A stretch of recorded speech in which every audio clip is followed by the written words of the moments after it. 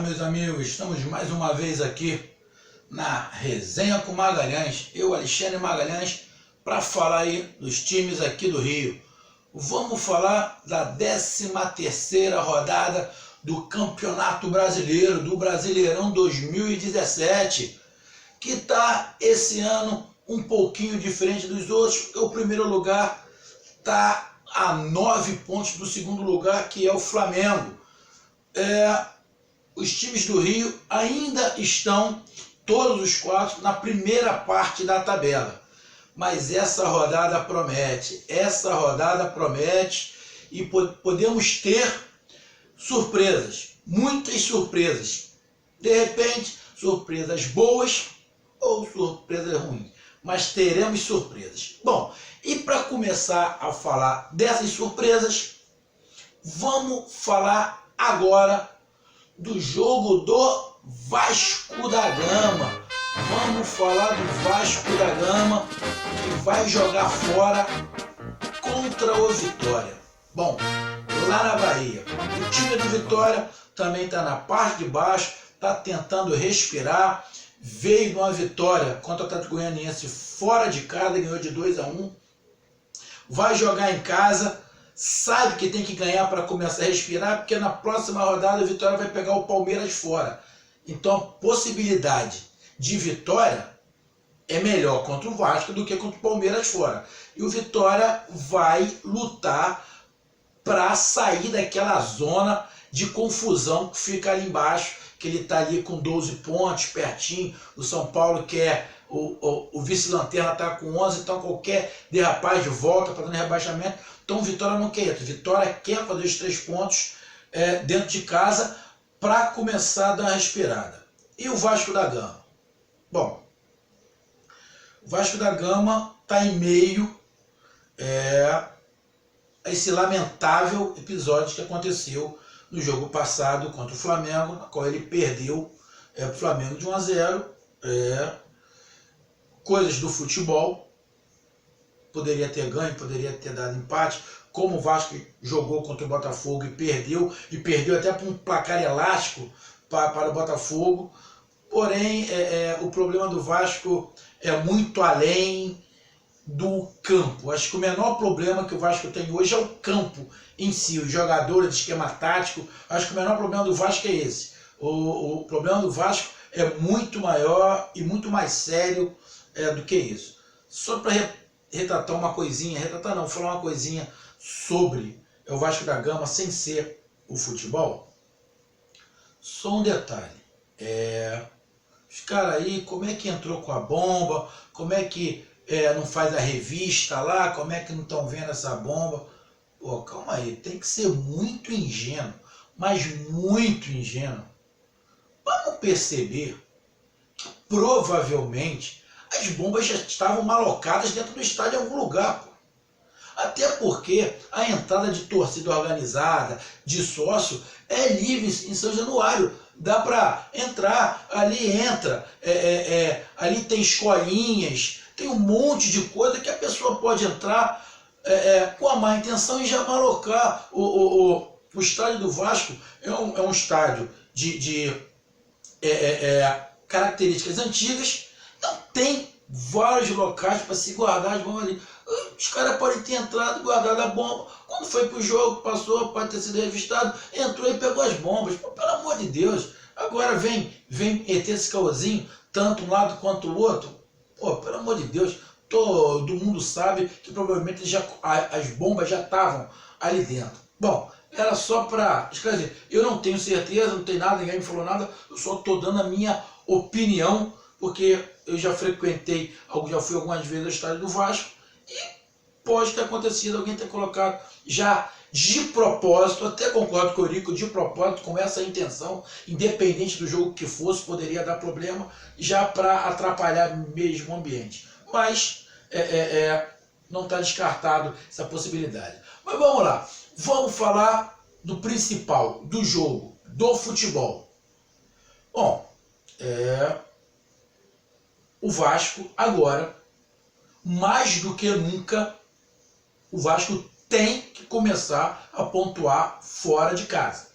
Porque se perder o estádio, se o Vasco tomar uma pancada de 9 jogos sem poder jogar em São Januário, ou seja,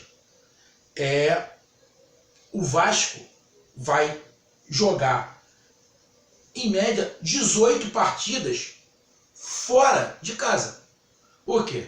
9 rodadas em casa, mais 9 fora de casa, 18. Já estamos indo para a 13ª. Aí 18, 28. Bom, ele vai ficar o campeonato quase inteiro sem jogar em São Januário. Vai ser complicado. Então vai ter que pontuar. E tem que começar a pontuar agora contra o Vitória. Vai ser fácil? Não. Vitória está na parte de baixo. E olha, o Vasco tem 16 pontos. O Vitória tem 12. Se o Vitória ganha, encosta no Vasco. Acaba sendo uma briga direta. Então o Vasco tem que ganhar para deixar o pessoal que está embaixo mais embaixo. Porque se o Vasco perder, a probabilidade da gente terminar essa rodada, o Vasco já na parte de baixo da tabela, saindo daquela parte de cima entre os 10 primeiros, já está entre a parte de baixo, mais perto da zona de rebaixamento, porque quem está fora do rebaixamento está com 12 pontos. Então, o Vasco pode encurtar essa distância e começa a ficar perigoso. O que o Vasco tem que fazer para ganhar do Vitória? Uma coisa que o Vasco não vem fazendo comumente. Não sei se é por causa dos jogadores ou por causa do treinador.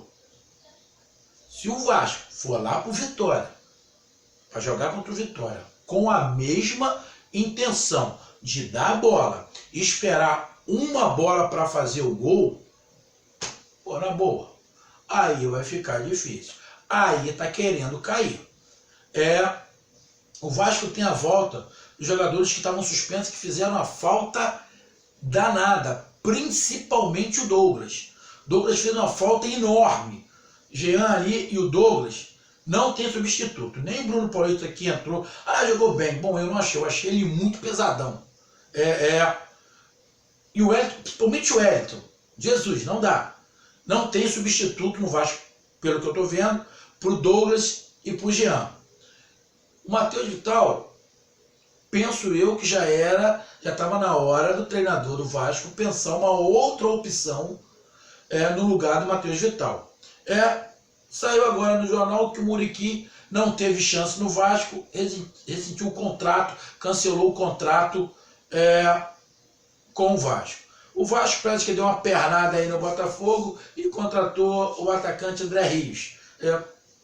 Também não sei se vai qualificar muito o elenco do Vasco, mas contratou um atacante aí. Bom, o Vasco deve vir com o que tem de melhor. Eu só não me recordo se o Nenê está suspenso ou não.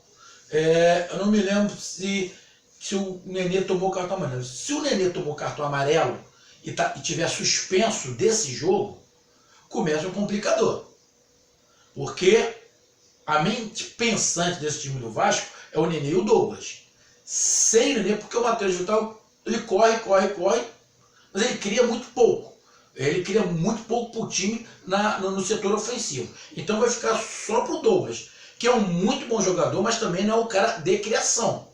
O cara de criação acaba sendo o Nenê. Quem é que vai puxar aquele contra-ataque? Ele vai ter que botar o Manga por ali.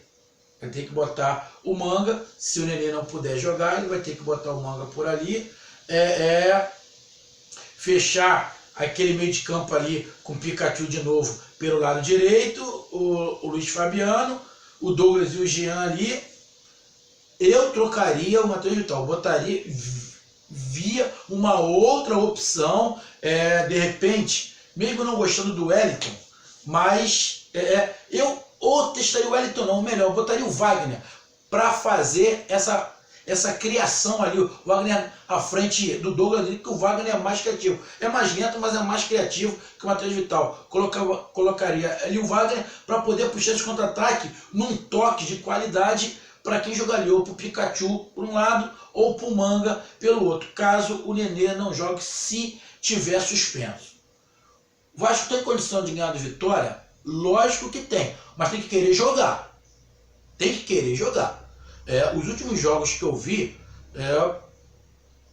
vejo essa mania que alguns times estão tendo aqui.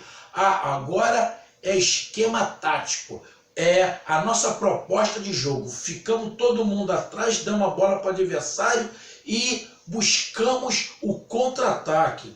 Pô, isso é muito pouco. Isso é muito pouco. Não, estou falando de mim. Não gosto desse estilo. Se o time adversário não errar e não der brecha, ele não joga, ele só fica correndo atrás dos outros jogadores. Não gosto desse estilo. Não gosto.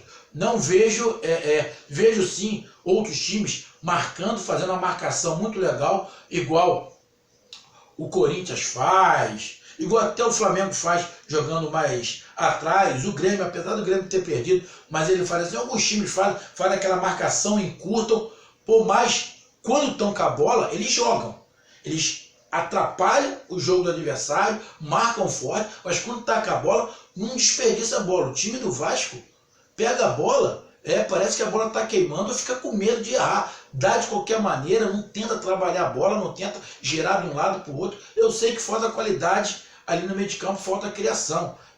Os laterais não são isso tudo, mas tem que criar, tem que tentar a jogada, tocar para um lado, tocar para o outro. Se o Vasco quiser jogar bola, dá para ganhar. Agora, se o Vasco der a bola e esperar só fazer o gol num contra-ataque, pode ganhar sim? Pode pegar um contra-ataque, fazer o gol, depois fechar o ataque, ficar 80 minutos, 89 minutos se defendendo e ganhar de 1-0. Pô, mas é muito pouco. Principalmente para um time que pode ficar sem estádio e agora vai ter que fazer ponto fora. Lembrar, o Vasco só fez 1 ponto fora de casa. O Vasco ganhou em casa do Avaí de 1-0. Mas o Avaí ganhou do Grêmio. Pô, mas tudo bem. Mas o Grêmio massacrou o Avaí, que o goleiro do Avaí estava inspirado. Porque o Grêmio jogou mais. Com o Avaí estava com o goleiro inspirado, deu 3, 4 ataques e fez 2 gols. Não é mais justificativa. Agora o Vasco dá para ganhar. Agora tem que jogar bola. Tem que jogar. Esse papo de fecha a casinha e sai por uma bola, eu já vou falar de hoje. Se o Vasco jogar contra o Vitória assim, se fechando atrás, todo, abdicando do jogo para tentar um contra-ataque, tomara que perca.